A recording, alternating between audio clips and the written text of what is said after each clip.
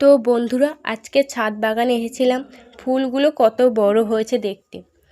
ও মা, এসে দেখি ফুলেতে সব পিঁপড়ে ভর্তি, মানে বাসা বেঁধে দিয়েছে। আমার তো মাথায় হাত পড়লো।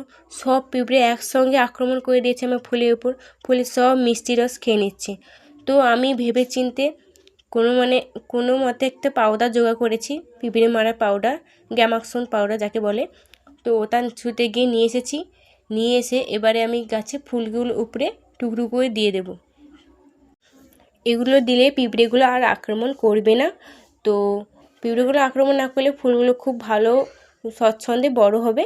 আর এগুলো মারা গেলে তো আমার একদম প্রান্তেই বেরিয়ে যাবে, এগুলো যদি কিছু হয়ে যায়। এগুলোকে আমি খুব খুব ভালোবাসি। এই গাছটাকে আমি সত্যি খুব ভালোবাসি। কবে যে ফলটা পাবো সেই আশায় আমি এখনও বসে আছি। তো বন্ধুরা, সবাই ভালো থাকে। আমার ভিডিও ভালো লাগলে লাইক কমেন্ট শেয়ার অবশ্যই।